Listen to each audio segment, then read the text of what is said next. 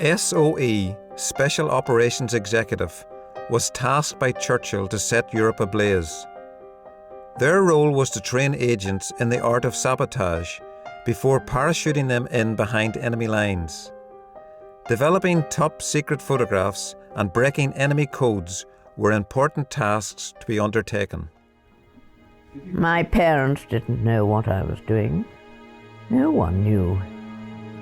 I was sent to WT station, wireless telegraphy. We were known as the Irregulars. I worked with all the Allies. I became chairman of the Allies.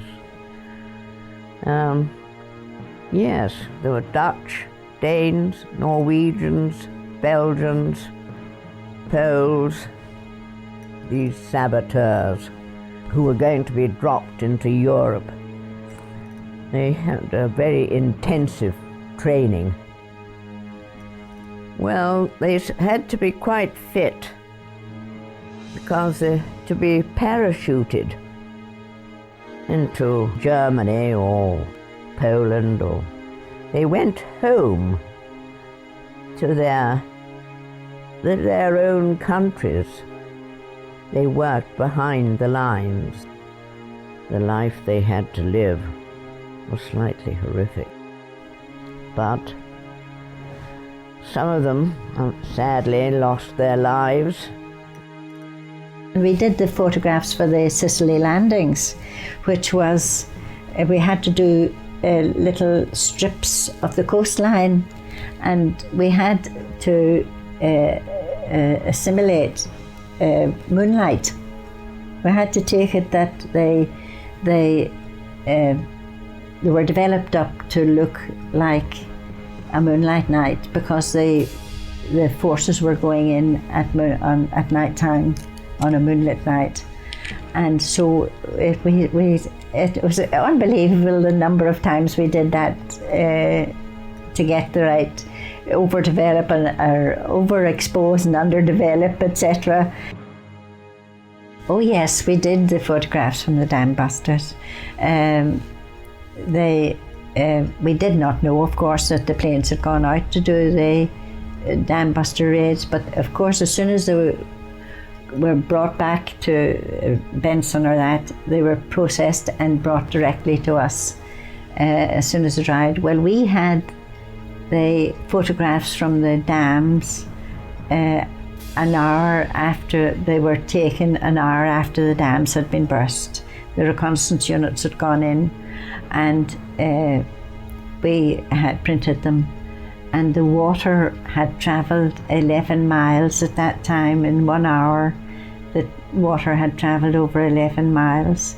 You only knew that they had made a bouncing bomb and that it had burst the dam, and everything was kept secret. There's nobody told anybody anything until after it had happened. So I went down to London. When I got to the Admiralty, I went into the important places, and I was eventually taken aside by a chief petty officer of the Navy. He said that I must go to such and such an office where I will find such and such an officer. It's all very secret, and I couldn't think what it was all about. Eventually got there. There were 2 naval officers in with the original one I had been told about, and he said, well, I'm going to send you 3 to Station X. Silence. We didn't know what to think. Where was Station X? Why were we sent there? So being the only female, I suppose I felt it my duty to be curious and to find out where it was.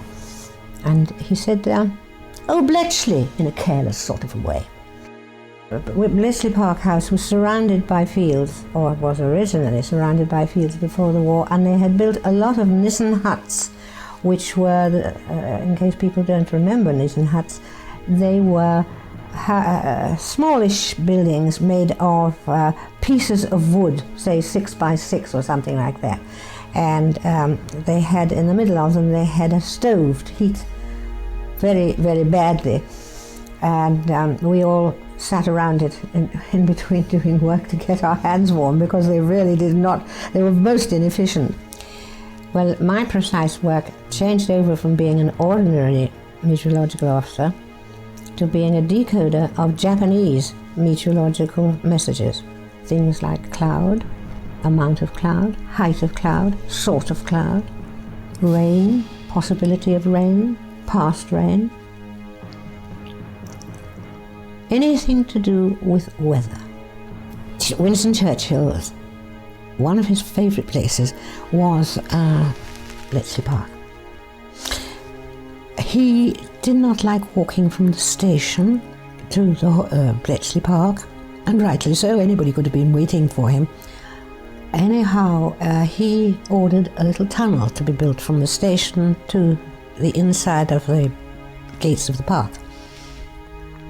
And so he then used that from then on. And one day I was just coming off duty, the only men officer about, or anybody else, and he came in out of the tunnel, saw me there, and he said to the officers who were with him, "Wait a moment, please," and he walked over to me and held out his hand and put his hand over mine like that and said, "You're doing a frightfully good job, dear girl."